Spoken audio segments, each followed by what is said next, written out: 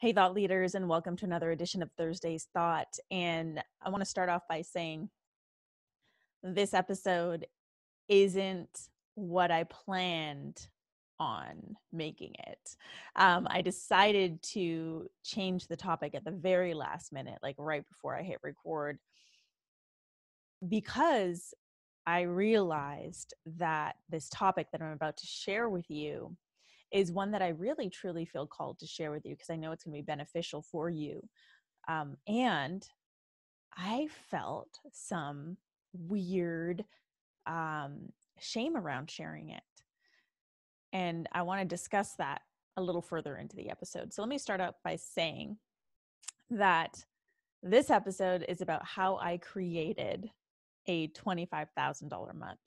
So June 2019 was my biggest month yet in business as an entrepreneur in this business that I have. It was the biggest month yet. And I say yet because I am planning on creating more months like this and more abundant months in the future, perhaps even this month.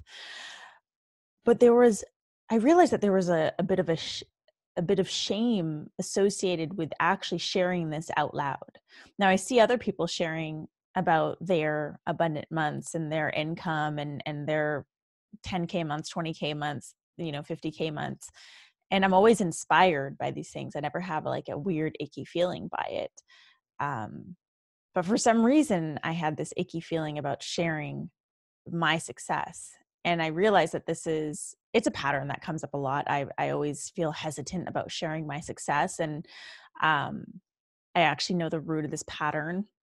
It goes back to childhood. And in my culture, we don't share too much about our successes because when we do, it could be we could be bestowed with bad luck. Like this is an old wives' tale that is told in the Indian community, and so anytime we're trying to celebrate something, we're told not to celebrate too much. Whether it's like celebrating someone's beauty or celebrating someone's successes, we're told not to celebrate as much as we want because bad things might happen. And so my entire life, I've played into this pattern of not celebrating too much because of this. And so me sharing this episode with you and talking about this is me rewriting my story. And I really want to share this with you from a place of pride. Like I'm very proud of what I was able to create and achieve and accomplish last month, and also who I was capable of becoming last month. And I feel that the way that I created this $25,000 month is very different than what other coaches or business strategists or marketing strategists are probably going to tell you. So if you listen to this episode, I already know that you love doing things differently. You're very heart-centered and soul-centered and very mindful of leading your mission in the same way. So I know you're going to love what I'm about to dish out. So when it comes to creating the 25K month, it was crazy because I didn't go into June with that goal. I went into June with my standard goal, which was 10K. And I track everything. My clients know this. I encourage my clients to do the same. I track everything in what I call an abundance sheet. And it's just a Google sheet with every date of the month. And I track and I enter in all the money that comes in, whether it's through clients, whether it's through affiliate programs that I participate in, whatever it is. Like I track all the money that I have coming in, and I, for every single month of the year, have a goal. So my goal for June was the same as it's been for every month this year, and it was 10K. To be honest, I just got lazy and haven't bothered to increase that goal. So it's not like I went into June with the goal to earn 25K. I actually didn't have a financial goal for June, which I'm changing moving forward. I mean, I had 10K written down, but it wasn't like, it was just something that was already pre-filled in this document, in this Google sheet. So moving forward, I will start to create better intentions with my financial goals. But anyways, I didn't go into June with any sort of specific goal financially. I went into June with a bunch of other goals. If you follow me on Instagram, you've probably seen me share them on my whiteboard, inspired by my husband, who has a whiteboard in his office with his goals. And I wrote down all my goals for the month, which included, enrolling one new one-on-one client, enrolling some ideal clients into my activation retreat, getting certain web pages completed, creating certain pieces of content. I mean, I had a lot of very, very specific goals with specific deadlines throughout the month. And I will say, now that it's July, I accomplished maybe like 80-85% of my goals. And I went above and beyond on some of them. Instead of enrolling one-on-one client, I enrolled 2 ideal one-on-one clients. I didn't enroll as many activation retreat clients as I wanted to, but I enrolled 6. So that was amazing. I created all my content. I did all these things, but I was constantly tracking what I was doing. So I was staying on top of it. And again, unaware of the financial goals. Within those goals, I also had personal goals. I want to meditate every day. I want to journal every day and really just take care of myself. I am one who is very familiar with adrenal fatigue. I have encountered it multiple times throughout my career as an entrepreneur. And this year has been no different. I've been battling with adrenal fatigue along with a few other health issues. And so for me, June, I really just wanted to be intentional with my time. I wanted to be intentional with my work, and I want to be intentional with my hustle, because I didn't want to rid myself of the hustle. I love the fire in me. The fire in me is what keeps me going in my business and helps me push myself to my limits. But I wanted to do so with intention, because I think it's really easy as entrepreneurs to get caught up in hustling, but we lose track of why we're hustling. We lose track of the intentions behind our hustle, and we just hustle for the sake of hustling. We busy ourselves for the sake of busying ourselves, and this is what drives us to the ground. This is what creates burnout. This is what creates a detachment between who we are and what we're looking to achieve. And at the end of the day, if you create a detachment between who you are, then everything you create is going to be misaligned. Everything you put out there is going to be misaligned. Your message, your service, the content, everything. So for me, June was a month of taking care of me and taking care of business. And as a very unexpected surprise, at the end of the month, I earned $25K cash. Like, I brought that in. Okay. So I'm also not going to do what a lot of other people do, is they'll count their contracted money. If I was to count my contracted money, it would be a lot more. This is like actual cash coming in. So I don't want to waste your time. I want to dive straight into how I created the 25K month, because I think that this is the part that's going to offer you some really major takeaways into how you can start approaching your business and your leadership from a place of more soul-centered, heart-aligned work. So there were 5 things that I did, and I'm going to go into detail in each one. So step number 1 to create a 25K month for myself is I focused on delivering value to my audience and my ideal clients. I don't think that this is done enough. I think a lot of people create content from a space of what's in it for me versus what's in it for them. And for me, my focus was what's in it for them. Yes, I was creating a ton of video content to really spark enrollments and interest for my activation retreat. And my intention for every single piece of content that I created, whether it was a video, which I did tons of videos, whether it was a post, was that every single video or post was going to have something of value for my ideal client or my audience. Because even if at the end of the day, they don't choose to apply for the activation retreat, they're going to walk away with something of value. And that's important to me. Why is this important? It's important because it creates loyalty with your audience. Your audience doesn't want to always read posts that are just about you. They want to know what's in it for you. They want to know that they can come to you for guidance. They want to come to you for advice and for tips. And I've even had a client say to me that they considered me as their digital mentor before actually hiring me as a coach. And that's what you are, right? As leaders, using your platforms for your purpose, you are digital mentors to your audience. Your audience is coming to you for something. So what are you giving them? If you're constantly giving them, or you're primarily giving them posts that are about you that really don't have any value, like real value, I'm not talking about fluffy, like inspirational shit that they can get from thousands of other Instagram posts or Pinterest. I'm talking about like real value that applies directly to them and their needs and what they're struggling with. So I focused on delivering real value to my audience and my ideal clients through everything that I was doing, whether it was a post, whether it was a video. The second thing I did was I leaned in for support. I talk about support a lot, and it's so, so important. I leaned in for support from my mentor. I leaned in for support from my husband, from support with my friends.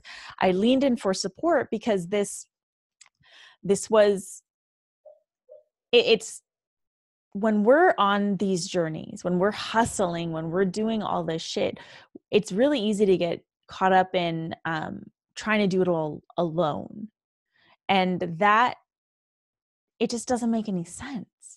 Why are we trying to do this all on our own? Why are we trying to battle our shadows and face our demons and build a business and become successful all on our own when we have people that we can lean into for support?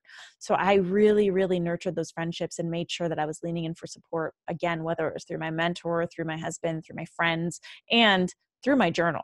I did a lot of journaling this month in June. So lean in for support. The third thing I did, and this is the most important, it's the foundation of the work that I do as a coach and as a mentor, is I was devoted, absolutely devoted to my inner work. So inner work is what I call personal development, spiritual development, personal growth, spiritual growth. It was an undeniable, true devotion to my inner work, like constantly seeking to be better every single day, whether it was like mind, body, soul, or all of it, working out, taking care of myself, feeling my needs, journaling, meditating, working with my mentors, working with my shamans. I partook in another incredible plant ceremony.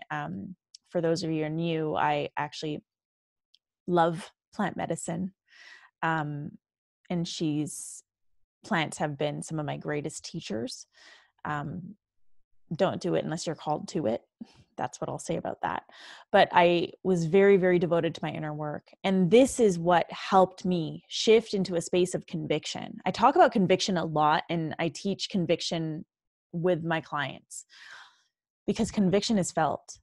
When you can show up online and offline with a presence that has you truly owning your gifts, owning who you are, owning what you have to offer, like you fucking know who you are. You know the value of your gifts. You know the value of what you have to say. When you stand in that knowing, it changes the fucking game.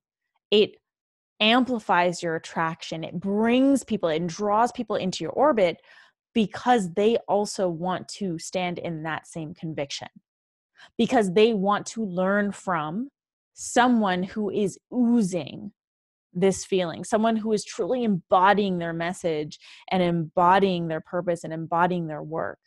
They're attracted to that more than what you have to say. And the only way to create that conviction is to be devoted to your inner work.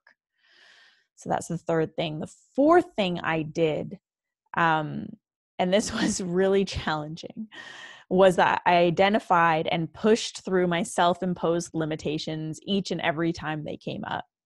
I giggle when I talk about this because, man, even at this stage in the game, like I have a lot of self-imposed limitations. And I emphasize that because I don't want you to think that the goal is to reach this place in your career or in your being where the limitations no longer come up. No, like, you want the limitations to keep going because that's a sign that you're still growing, right? If you're in your comfort zone and not challenging yourself, you're going to break through that glass ceiling, and then you're just going to stay there.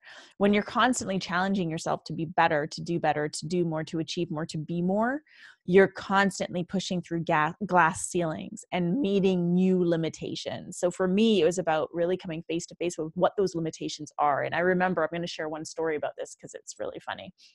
I had a goal to create all these videos, and each video delivered very, very valuable content, steps, tips, tools for my audience.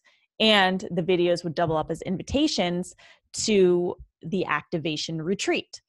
So I started recording videos during the week, and I remember like, man, this would be so much easier if I just batch recorded a bunch of videos. And so I said to myself, okay, I'm going to batch record on Saturday. I'm going to record 3 videos. I had the topics listed out. There's no reason I couldn't do it. And then Saturday rolls around, and I'm having like a case of like a major fucking case of the I don't wannas. Like I grudgingly get out of bed. Like it took me forever to get out of bed. I slept in. I was having major I don't wannas. It was Saturday. I didn't really want to work. I didn't want to record the videos. Like there's just so much resistance. And I think it was probably around 1:00 when I finally started recording the videos. And it took this real moment of coming face to face with my resistance. I asked myself, why am I resisting this? Because this is obviously resistance. This isn't like the I don't wannas are coming from my inner child who's like, I don't want to do this because I'm resisting what? And I realized that it was just another limitation. I was scared of creating content that wasn't going to be seen as valuable. I was scared of not creating content that looked perfect. You know, I really, if you didn't know this already, I strive for perfection. And that pursuit of perfection was really holding me back from creating, because like, what if this isn't perfect? So once I was able to come face to face with that self-imposed limitation, I could see it for what it was, and I pushed through. And that was when I just started to hit record. I banged out 3 videos. It literally only took me like a couple of hours, edited them. They're ready to go for the next week. So you've got to identify and push through your self-imposed limitations. Now, the 5th step for me to create this $25,000 month, and this is one that I love and one that I think not enough people speak about, is I honored my needs. So what that meant was slower mornings. I realized that I wasn't giving myself enough time in the mornings.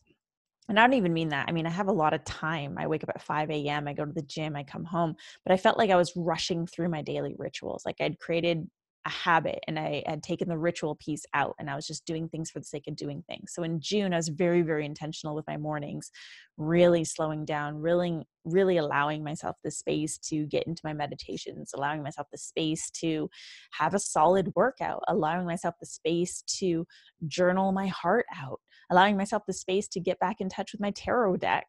I mean, I really gave myself a lot of space because I needed it. I needed a little extra loving, a little extra self-loving on myself in the month of June. I also made sure that, part of honoring my needs was if I was really exhausted by the end of the night and I didn't have it in me to write more content despite being in a launch month. And for those of you listening who've been in launches, you know what that's like. I wouldn't force myself. I wouldn't sit at my desk and force myself to write, because first of all, that would be really shitty content. And second of all, if I did that and didn't rest or give myself the rest that I needed, I would be in shit form the next day. So I really listened to my needs and I honored my needs in order to be at the top of my game throughout the month. That also included weekends. Yes, I worked quite a few weekends in the month of June, and I had boundaries with that. Like it would only be for a few hours, and then I'd make sure that I had downtime. Sometimes this means sitting on the couch and watching Netflix because I'm just so energetically depleted. Sometimes this means like going for a walk. Sometimes this means going to the gym. Sometimes this means going for a hike. Whatever it was, I made sure that I was giving myself that. So I'm going to restate the 5 steps that I took to create a 25K month, because this can also apply to you. And it doesn't have to be 25K. Okay, I'm not here to help you create a 25K month. I'm here to help you, encourage you to create whatever a successful month would look like for you, to create that. So 5 steps to make that happen. Number 1, focus on delivering real value to your audience and your ideal clients. So you have to speak to their needs, their struggles. What is it that they could walk away with and be like, wow, that was fucking amazing. So focus on delivering that real value. Number 2, lean in for support. Don't try and do this all alone. Just like my last Thursday episode, where I mentioned you don't have to be a lone wolf. Like, you don't have to be a lone wolf. Like, lean in for support, reach out for support, even if that means just like decompressing with a friend at the end of a busy day. Like, lean in for support with your coaches, your mentors, your friends, your partners, your family, whoever it is that you call in for support. Number 3 is be undeniably devoted to your inner work, because this is the work that's going to help you shift into a state of conviction. This is the work that's going to help you shift into a state of absolute confidence that is going to be felt by your audience, by your ideal clients, by your future clients. It's going to be felt. It's the inner work that's going to help you create the outer result that you desire. The 4th thing I did, and that I recommend you do, is to identify and push through your self-imposed limitations. So wherever you experience resistance, question it. Ask yourself, why am I experiencing this resistance? What am I resisting right now? Identify what that self-imposed limitation is. And then once you identify what it is, it becomes easier to push through. And that's where you take the action to push through it. And then the 5th thing is honor your needs, no matter what. Whatever it is that you need, honor it. And so you need to be able to differentiate between when you need to push through because there's a limitation present, right? Or when you need to actually sit back and honor your needs because you're actually feeling depleted or you're actually truly exhausted. So make sure that you're doing those 5 things, and I can guarantee you're going to start to experience success in a different way, like success that feels good. The best part about this 25K month that I experienced in June, the best part wasn't the money, although the money is fucking amazing. I'm not going to lie. But the best part is that I called in it was 6, 7, 8 new clients who are so fucking aligned.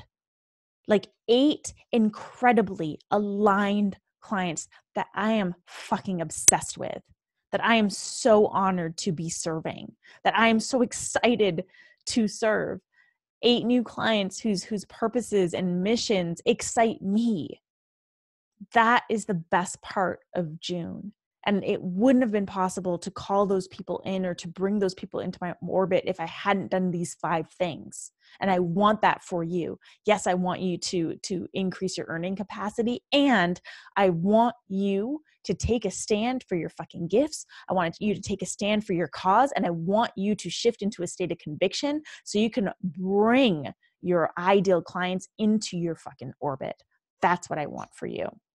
So try out those steps for the month of July, okay? Try them out for the month of August and start to witness the shifts that you experience both internally and externally, okay? The internal shifts are just as important, if not more important than the external shifts, because the internal shifts are what's going to yield the external shifts. Now, if you dig what I'm saying, if you align with this type of strategy to create a successful month, and if you have a purpose that you are already leading, you're on a mission, you're doing the work, and you're really seeking to create a strong community within yourself, a support space, a collective of like minds, leaders just like you who are going after their dreams, and you're seeking to step into a space where you can start to embody your mission, step into that state of absolute conviction, and create these successful months while deepening your spiritual practice. I invite you to join me for the activation retreat, which is happening this September in Southern California. There are only a few seats remaining. This is a very, very intimate retreat experience. And if you know me, because you've listened to my podcast, you know that this is going to be something different. This isn't a retreat where I'm just going to throw a bunch of business strategy your way. This is far deeper than that. This is a retreat to help you be the leader that your mission needs you to be, so you can start going after that bigger vision that you have for yourself. If this calls to you, I'm telling you, apply today. Okay, apply today. The link is rubyfremont.com/activation-retreat, or just head to rubyfremont.com and click on Activation Retreat, which will be found at the top menu bar. Okay, so apply today. I'm looking to close enrollment next week. And like I said, there's only a handful of seats left. Thank you so much for joining me on another edition of Thursday's Thought on today's Thought Leader, where I am challenging you to rise up, speak up, and create a movement. Again, if the retreat calls to you, if you're looking for a community of like minds, if you're ready to step into a state of absolute fucking conviction and lead your purpose with more power, join me at the Activation Retreat. Whether you're a new listener or a loyal podcast listener, please be sure to download a few episodes and drop a rating and review on iTunes. And if you dig this episode, share it with a friend. And hit me up on social media. Let me know what your biggest insights were, or how you enjoyed this episode. I love hearing from you, and I feel like I don't hear from you enough. So reach out to me. And then, of course, check back on Monday for a brand new episode of Today's Thought Leader.